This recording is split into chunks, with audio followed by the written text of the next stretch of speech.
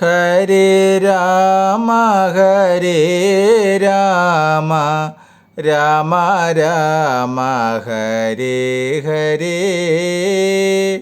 ഹരേ കൃഷ്ണ കൃഷ്ണ കൃഷ്ണ കൃഷ്ണ ഹരേ ഹരേ.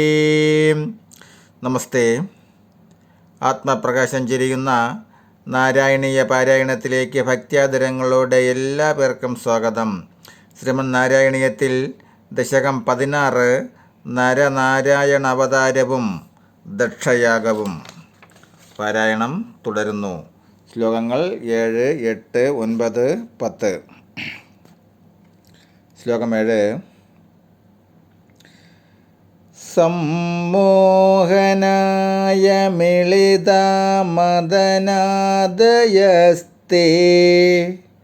ത്വദ്ദാസിക പരിമളൈകിലമോഹം ആപുഃ ദത്താം ത്വയാ ച ജഹൃഹു സ്ത്രപയൈവ സർവാസി ഗർവശമനീം പുനരൂർവശീം താം. ഗുരുവായൂരപ്പ, അങ്ങയെ മോഹിപ്പിക്കാനെത്തിയ കാമാദികൾ അങ്ങയുടെ ദാസ്യമാരായ സുന്ദരികളുടെ സുഗന്ധത്താൽ മോഹിതരായി പോലും. അതിനുശേഷം അങ്ങ് സമ്മാനിച്ച ഉർവശി എന്ന സൗന്ദര്യധാമത്തെ ലജ്ജയോടെ ഏറ്റുവാങ്ങി. ശ്രീനാരായണൻ്റെ ഊരുവിൽ നിന്നും സൃഷ്ടിച്ച സ്ത്രീക്ക് ഉർവശി എന്ന നാമകരണം ചെയ്തു. ശക്രന് ഇന്ദ്രൻ സമ്മാനമായി കൊടുക്കാൻ പറഞ്ഞ് ആ ഉർവശിയെ അവരെ ഏൽപ്പിച്ചു കൊടുത്തു. അവർ ഉർവശിയെയും കൊണ്ട് സ്വർഗത്തെത്തി. ശ്ലോകം 8. ദൃഷ്ടോർവശീം തവ കഥാം ച നിശമ്യശക്രഃ പര്യാകുലോജനീഭവൻ മഹിമാവം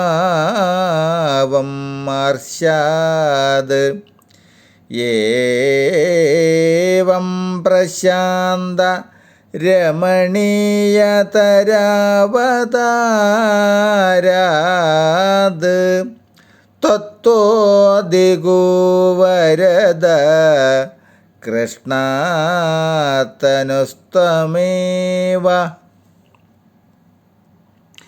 ദേവേന്ദ്രൻ ഉർവശിയെ കണ്ടു. അവിടുത്തെ കഥ കേട്ടും ഗുരുവായൂരപ്പ അങ്ങയുടെ മഹാത്മ്യമറിഞ്ഞും ഓർത്തും അന്തം വിട്ടുപോയി.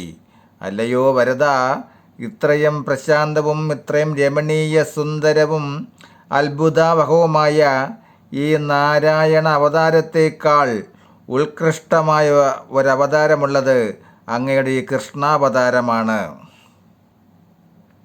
ശാന്തമായ സ്വഭാവം കൊണ്ടും വിചിത്ര കർമ്മങ്ങൾ കൊണ്ടും ധർമ്മസ്ഥാപനം നടത്തി ലോകം മുഴുവൻ വാഴ്ത്തപ്പെടുന്ന ഒരവതാരമാണ് കൃഷ്ണാവതാരം.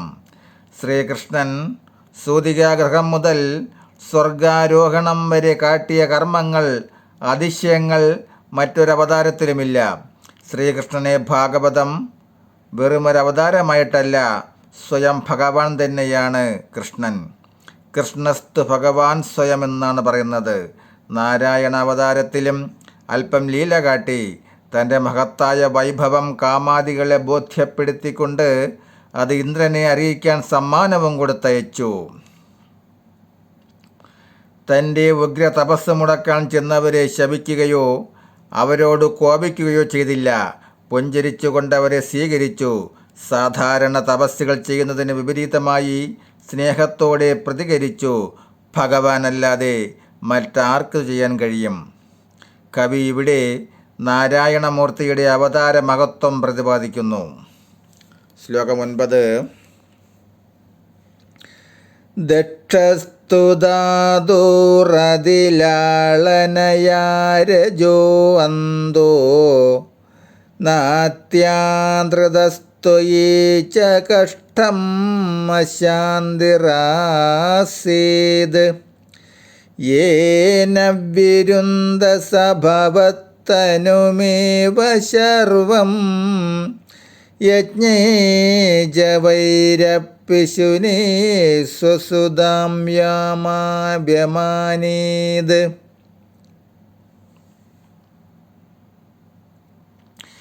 ദക്ഷനാകട്ടെ ബ്രഹ്മാവിൻ്റെ അതിലാളനം മൂലം രജോ ഗുണം വർദ്ധിച്ച് അന്ധനെ പോലെയായി വിവേകശൂന്യനായി അജ്ഞാനിയായി ഭവിച്ചു.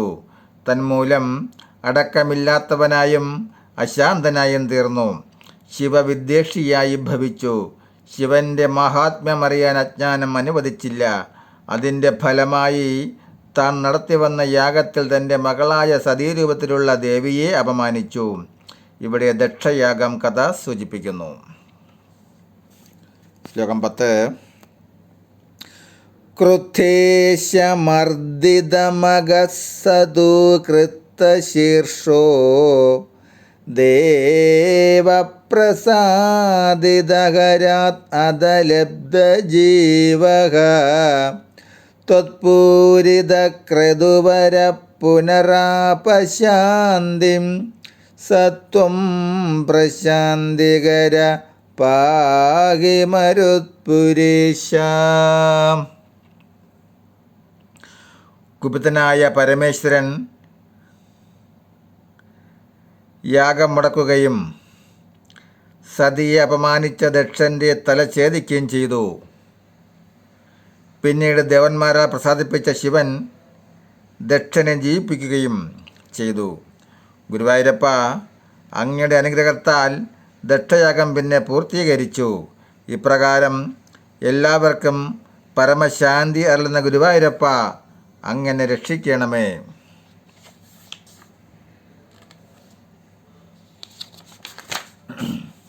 ഇവിടെ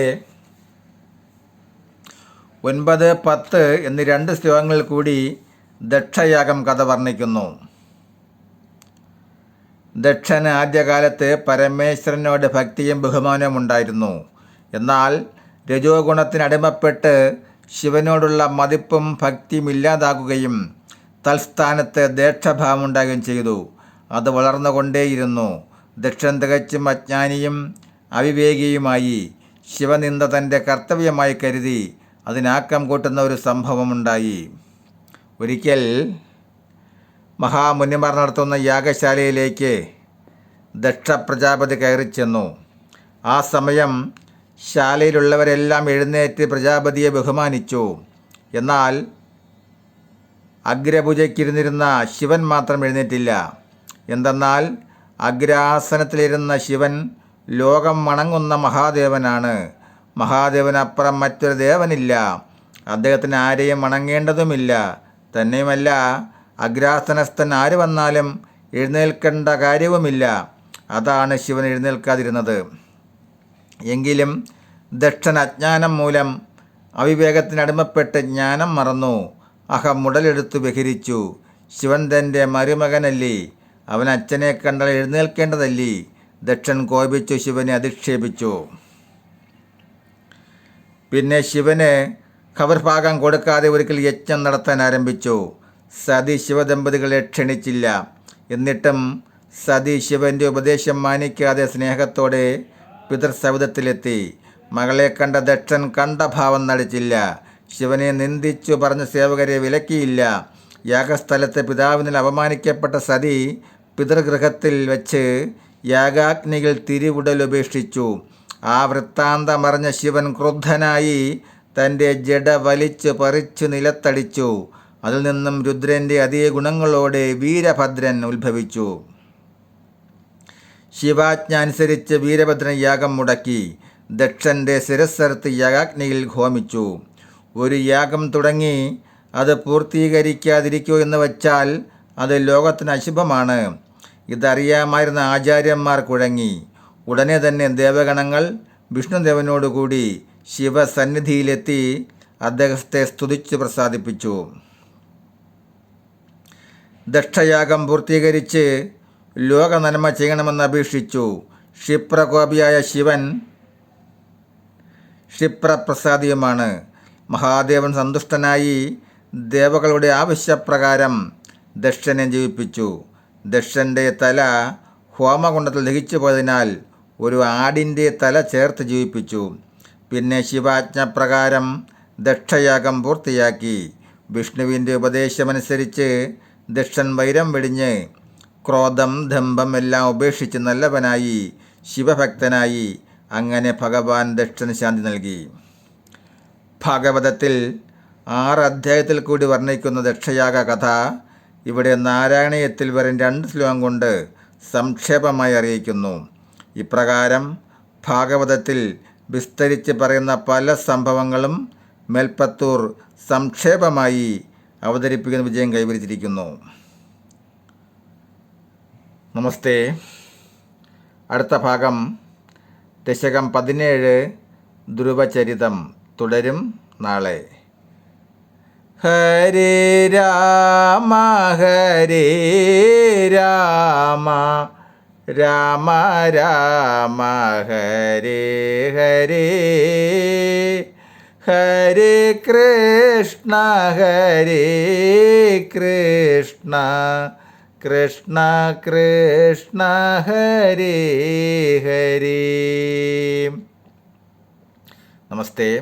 ആദ്യമായിട്ട് കാണുന്നവർ ഈ ചാനൽ സബ്സ്ക്രൈബ് ചെയ്താൽ, ഈ വൈകുണ്ഠം ഭാഗവതാമൃതം എന്ന എളിയ ചാനൽ സബ്സ്ക്രൈബ് ചെയ്താൽ എല്ലാ ദിവസവും 10 മിനിറ്റ് നേരം ശ്രീമദ് ഭാഗവതവും ശ്രീമദ് നാരായണീയവും വരികൾ കണ്ട് കേട്ട് നിത്യപാരായണം ചെയ്യാം.